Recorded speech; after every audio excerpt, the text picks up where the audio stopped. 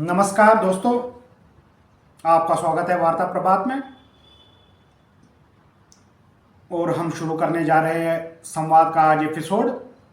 तो इस एपिसोड का टॉपिक है भारत की इजराइल पे बढ़ती निर्भरता।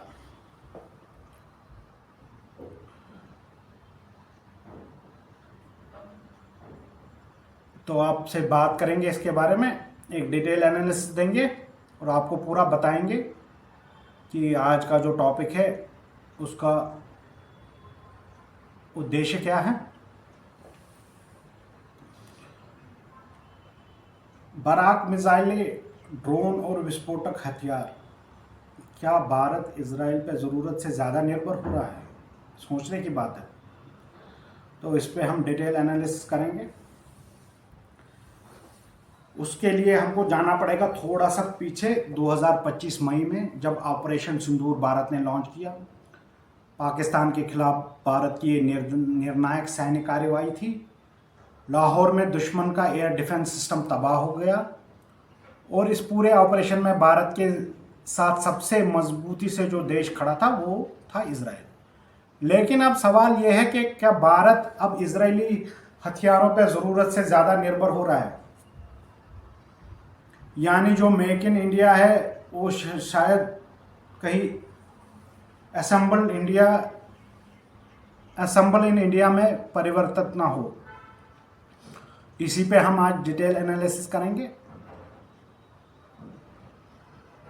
तो इसमें हम बताएंगे क्या ये रणनीतिक मजबूरी है या भविष्य की ओर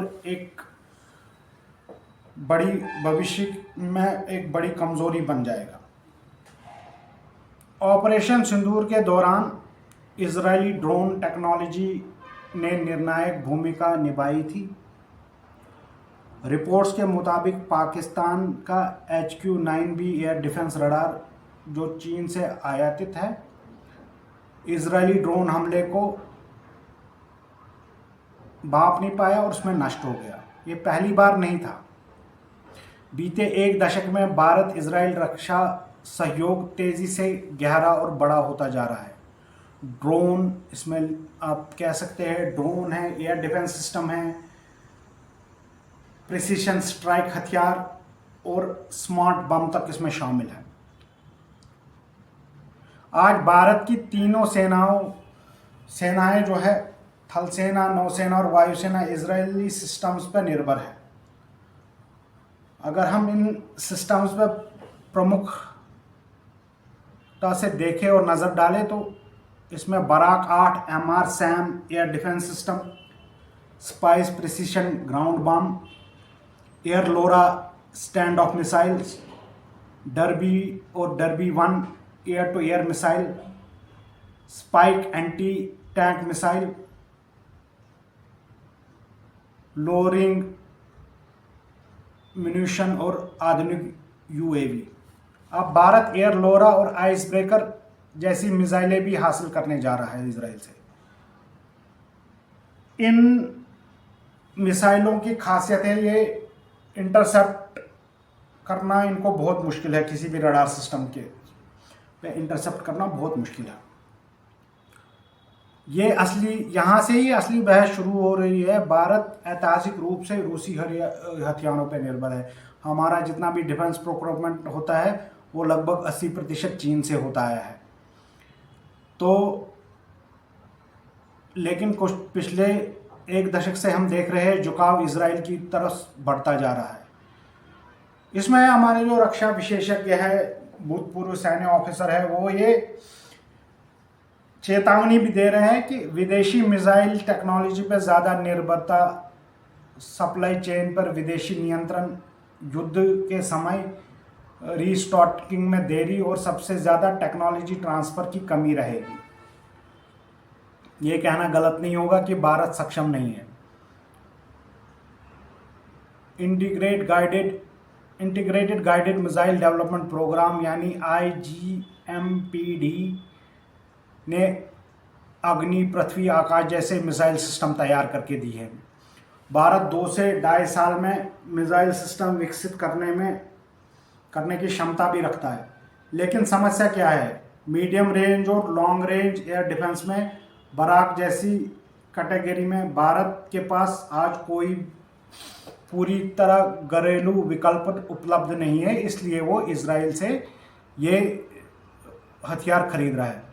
इजराइल जब भारत में लोकल प्रोडक्शन का प्रस्ताव दे रहा है, सुनने में अच्छा लग रहा है, मेक इन इंडिया, लेकिन हकीकत क्या है? क्रिटिकल टेक्नोलॉजी इजराइल के पास आईपी राइट्स ट्रांसफ़र नहीं, भारत में सिर्फ असेंबलिंग और लो कॉस्ट कंपोनेंट्स ही डेवलप किए जाएंगे, यानी भारत बनाता है लेकिन कंट्रोल किसी और के हाथों में होगा।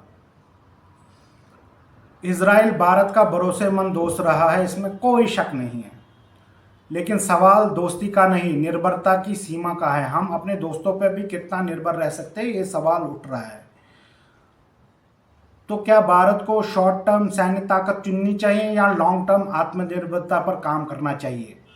ये संवाद में असल सवाल यही है।